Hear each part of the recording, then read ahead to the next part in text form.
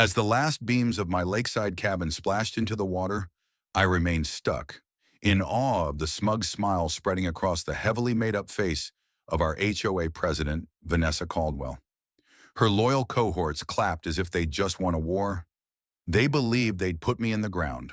What they didn't know was that I'd been secretly documenting all the threats, each move, and every violation for months. The war had only begun. They'd chosen the wrong man to mess with. 3 years ago, I lost my wife Emily to cancer. On one of her better days, her voice weak but her eyes still shining, she requested me, "James, build that small cabin on the lake. Let Sophie grow up seeing sunsets like we did." Emily never got to see that dream completed, but for our daughter, I was going to make it happen. Having spent more than a decade as the county land permit director, I was familiar with the system. I submitted every permit, verified each property line, and made sure the little spot along the peaceful lake, just beyond the Willow Creek HOA borders, was ideal. They wouldn't see it that way, but I was prepared for that. The break ground day was like a dream. My 12-year-old daughter, Sophie, an artist with her mother's old soul, donned Emily's worn-out sun hat and scooped the first clod of dirt with a smile that was identical to her mom's. "Mom would love this, Dad," she said. We made it a small affair, just me, Sophie, my old mentor, Henry Brooks, a 65-year-old owner of a hardware store who gave me my first job, and Rachel Hayes, our neighbor, and a tough real estate lawyer. The spring breeze kept bugs away as we marked out the foundation. That was when Vanessa appeared, heels wavering on broken pavement, bleached blonde hair bouncing as she strode wearing a tacky designer knockoff coat. "What do you think you're doing, James? This is a violation of HOA rules. Section 23.4, Board Approval." "My approval?" she bristled. Behind me, Henry laughed. Vanessa, previously terminated from a real estate agency for being a control freak, now dominated Willow Creek like a miniature kingdom. I calmly held up my permit folder. "This land's beyond your jurisdiction, Vanessa. I've checked the surveys. It's all legal." She didn't flinch, just glared through her oversized sunglasses. The following day, an HOA notice arrived in my mailbox requiring me to stop building or else pay $500 per day. I put it in the recycling bin. But 3 days after that, Vanessa summoned an emergency HOA meeting, calling my cabin an eyesore lowering property values. I spoke to the 20 neighbors who arrived, telling them the cabin was sustainable, small, and entirely on my property. Some of them nodded. Her friends did not. One of them, Greg Larson, a 48-year-old owner of a gym chain, snarled, "Rules are rules, James. Your county title doesn't make you untouchable." The meeting descended into coded threats and vague menace. Rachel drew me aside afterward. "Be careful, James. Vanessa's ruthless." 7 days later, I received a letter from Vanessa's husband, Paul Caldwell, a corporate lawyer, suing over aesthetic infractions. This was no longer just HOA bluster. It was personal. Sophie discovered the letter on an early morning, her voice trembling. "Dad, is this about our cabin?" I hugged her and paraphrased Emily, "Don't let the turkeys get you down." But deep inside, I was incensed. Rachel read the letter, thumbing through it at her office lined with law books. "This is harassment," she said. "You're beyond their boundaries, but Vanessa wants to destroy you because you're not afraid of her." She encouraged me to begin keeping a record of everything. I set up cameras and continued with the construction. Henry discovered bargains on lumber and kept us moving. Then the assaults intensified. Vanessa began phoning my office every day with bogus code complaints. My supervisor, Tom Reynolds, 52 and frazzled, told me, "She's saying your foundation's too near the water. We authorized it, twice, but the pressure was taking its toll on my crew." While conducting a routine inspection, I caught sight of Greg with an unauthorized pool in his backyard. I gave it a pass, seeking harmony.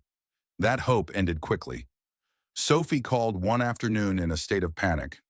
"Dad, Mrs. Caldwell's here, with Mr. Larson and a bunch of them. They're by the lake. They refuse to leave." I raced home and phoned Rachel on my way. Vanessa's gang was lurking close to the incomplete foundation when I arrived. Sophie hid frightened in the kitchen. "Leave my property," I demanded. Vanessa smiled. It's an inspection. Legal as can be. I snapped back. Not unannounced. Not on my property. Not concerning my daughter. Greg puffed out his chest, attempting to be intimidating. I did not waver. Refer to Sophie one more time, and the sheriff is getting a call. Rachel arrived and Vanessa's entourage slunk off. Vanessa grumbling, "This isn't over." That evening, Sophie whispered, "She told you that you're above." That evening, my site was vandalized. Cement bags slit, lumber destroyed, cameras hacked. Standing in the rain, I made a decision.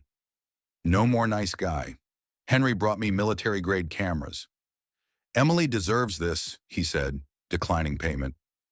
Vanessa's next stunt was pathetic.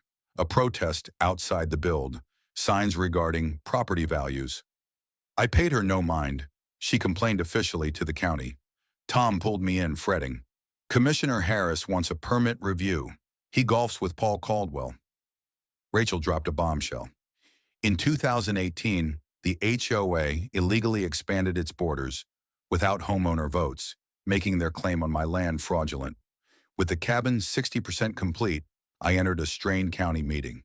Harris charged me with conflict of interest. I didn't even get a chance to defend myself. Sophie called in tears, "Dad, they're demolishing the cabin." I hurried home. Tom trailed behind. Half the cabin lay in ruins. Vanessa smirked. Greg smiled next to her. Sophie wept on the porch as Rachel fought with the crew. "Stop!" I cried. "You have no right." The foreman waved a letter, on HOA stationery, not county. Tom stood behind me. "There's no demo permit." "Stop now." Vanessa feigned innocence. But when the final beams crashed down, Sophie's shriek broke me. I turned to Vanessa, my tone cold. "You just made your biggest mistake." She smiled. "We'll see." I converted our dining room into a war room. Rachel's maps validated the HOA's 2018 boundary grab was unlawful.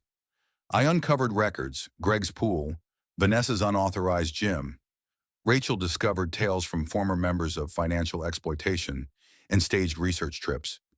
Henry revealed a history of HOA takeovers and lawsuits associated with the Caldwells. Tom admitted Harris had pressured him to mark my permits. Sophie, who was touched by Emily's remarks regarding confronting bullies, led me to see new cabin blueprints.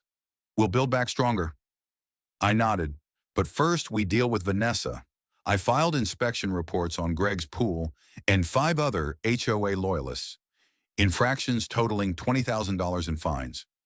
Vanessa called another HOA meeting and accused me of a grudge. I circulated evidence of the 2018 boundary scam. Neighbors blew up. Olivia Harper, a schoolteacher, questioned Vanessa's expenditures. Vanessa stormed out, her grip faltering. 20 homeowners signed affidavits. Vanessa stormed into my office, threatening to cost me my job. I gave her my file, violations, testimonies, financial improprieties. She made a $25,000 offer to settle. I taped the entire exchange. "Is that a bribe?" I asked her. She freaked, then vowed to destroy me. An ethics probe, obviously a setup by her, suspended my permit powers. Rachel brought a judge's injunction and added a bribery count. During the county hearing, the room was filled to capacity. Vanessa and Paul grinned, but I discredited Paul's claims from permit records. Sophie delivered an emotional speech regarding her mom's dream. The audience fell silent. Rachel played the bribe tape. Then we revealed the doctored files. Neighbors testified against Vanessa's bullying and deception. The board absolved me, suspended the HOA, and required Vanessa's resignation. She fumed, threatened litigation. Her supporters departed. She then had $30,000 of repayment and a $70,000 judgment against her on the cabin. Vanessa and Paul absconded. Their home was put on the market. Greg's property was next. Olivia was elected the new HOA president, equitable, open. Commissioner Harris took leave quietly. Tom reinstated my permits. That spring, the community rallied. Henry, Rachel, even Tom, everyone picked up tools. Sophie's new design echoed Emily's spirit. Rachel and I grew close, her hand in mine as we watched the sun set behind our rebuilt cabin. At the entrance, Olivia had handed us a wind chime for symbolizing community. Sophie put up Emily's picture and said, Would Mom like that? I embraced her. She would love that. Henry's last gift was a hand-carved gavel. Justice gets a permit sometimes. That night, sitting on the porch, the wind caressed my face. I spoke softly. We did it. The wind replied softly. I knew you would.